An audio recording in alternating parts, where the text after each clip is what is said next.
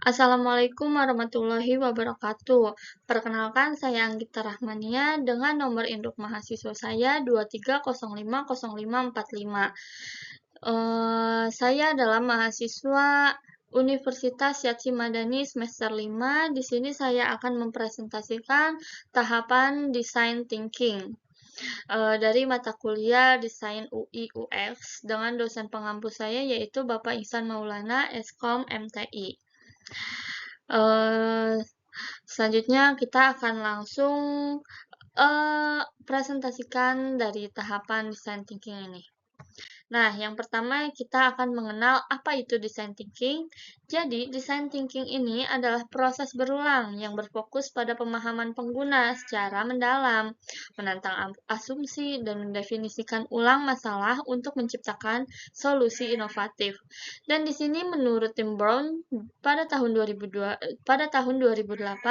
CEO IDEO, design thinking merupakan pendekatan berpusat pada manusia untuk inovasi yang menggabungkan kebutuhan pengguna, kemungkinan teknologi, dan keberhasilan bisnis.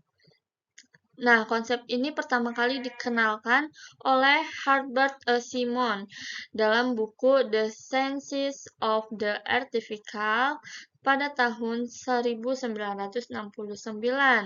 dan mulai populer pada tahun 1990-an. Setelah diterapkan oleh firma desain IDEO, kini metode ini telah diadopsi oleh berbagai perusahaan besar seperti Apple, Google, dan Airbnb karena mampu menciptakan produk dan pengalaman yang bermakna bagi penggunanya.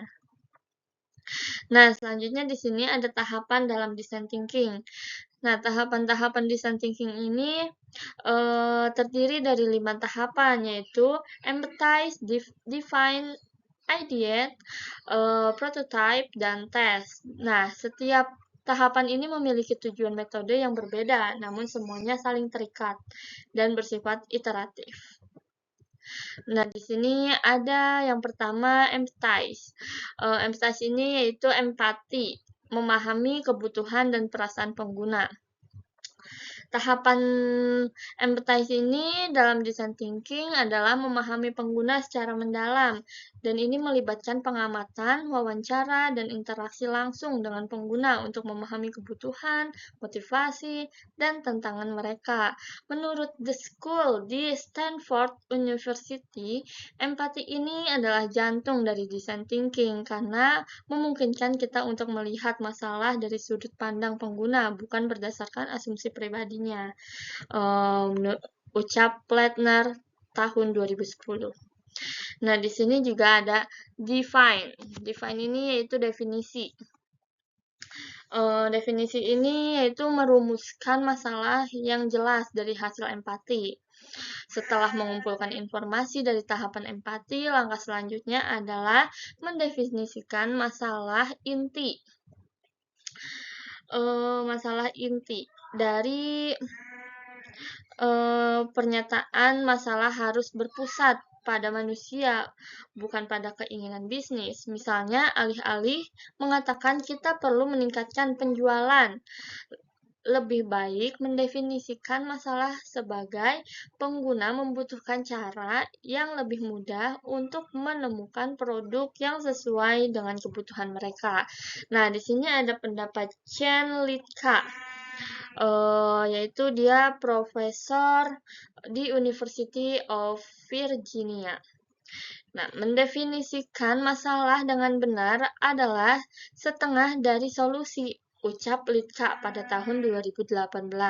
Tahapan ini membantu tim desain untuk fokus pada masalah yang benar-benar penting bagi penggunanya. Selanjutnya di sini yang ketiga ada ideate.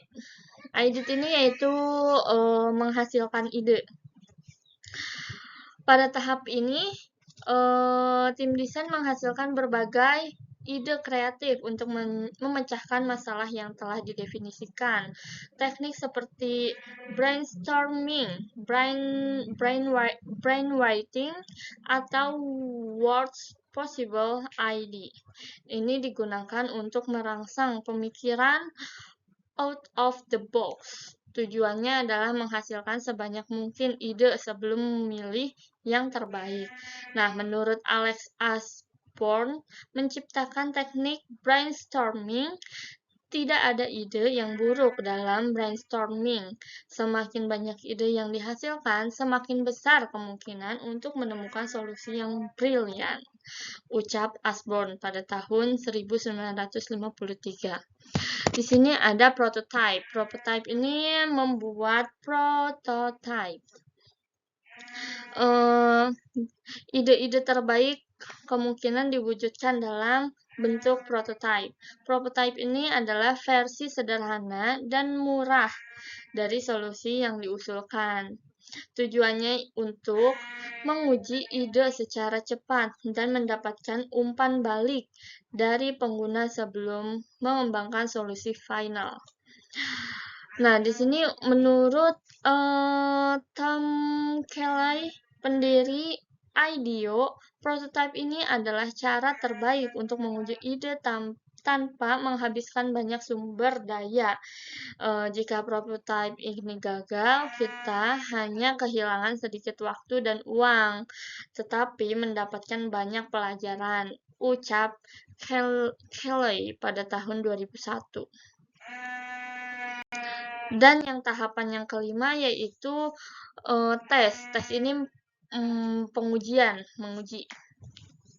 Prototipe diuji dengan pengguna untuk melihat seberapa efektif solusi tersebut.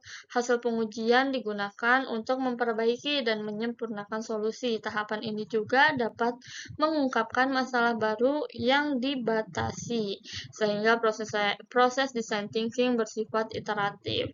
Di sini menurut Eric Rice, penulis buku The Lean Startup, pengujian adalah kunci untuk memastikan bahwa solusi kita benar-benar memenuhi kebutuhan pengguna. Tanpa pengujian, kita hanya berasumsi, ucap Rice pada tahun 2011. Nah, di sini ada manfaat dari design thinking, menawarkan berbagai manfaat bagi perusahaan dan organisasi. Berikut ini manfaatnya. Yang pertama, Anda berfokus pada pengguna. Design thinking ini membantu perusahaan menciptakan solusi yang benar-benar sesuai dengan kebutuhan pengguna. Pendekatan ini juga mendorong inovasi yang bermakna, menghindari produk yang tidak dibutuhkan pasar, yang tidak dibutuhkan pasar, serta meningkatkan kepuasan dan kepercayaan pelanggannya. Dan yang kedua ini ada mendorong inovasi. Design thinking mendorong tim untuk berpikir kreatif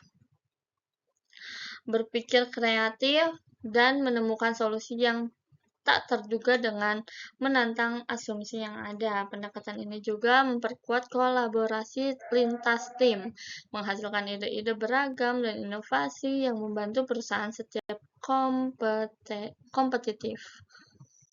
Yang ketiga, meningkatkan loyalitas pelanggan. Design thinking ini membantu perusahaan memahami dan memenuhi kebutuhan pengguna sehingga meningkatkan kebutuhan dan loyalitas pelanggan. Design thinking ini dengan menciptakan pengalaman yang personal dan bermakna, perusahaan dapat mendorong pembelian berulang, rekomendasi positif, serta memperkuat kepercayaan pelanggannya. Efisiensi dan fleksibel. Design thinking membantu perusahaan menghemat waktu dan sumber daya dengan berfokus pada solusi yang benar-benar dibutuhkan melalui uji prototipe. Pendekatan ini fleksibel, dapat diterapkan di berbagai bidang dan mendorong perbaikan berkelanjutan agar solusi tetap relevan dan efektif. Nah, yang kelima ada meningkatkan kolaborasi tim. Design thinking ini mendorong kerjasama lintas departemen menggabungkan berbagai perspektif untuk menciptakan solusi yang lebih efektif. Proses ini juga meningkatkan motivasi dan rasa memiliki anggota tim, sehingga tercipta lingkungan kerja yang positif dan produktif. Dan ini juga manfaatnya dapat mengurangi resiko kegagalan.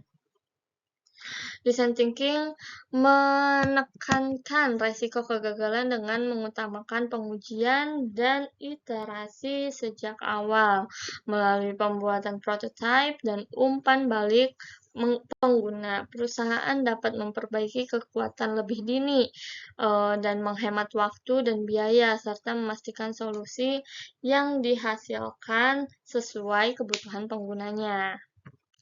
Nah, dari kesimpulan design thinking ini, kita meskipun membutuhkan waktu dan sumber daya, manfaat yang didapat seperti peningkatan inovasi, loyalitas pelanggan, dan efisiensi membuatnya layak untuk diterapkan di berbagai bidang dengan memahami dan mengaplikasikan tahapan desain thinking ini, perusahaan dapat menciptakan solusi yang tidak hanya efektif tetapi juga bermakna bagi penggunanya.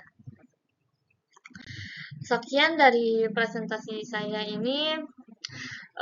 Bila ada salah kata atau ada salah ucapan, mohon maaf. Sekian dan terima kasih. Assalamualaikum warahmatullahi wabarakatuh.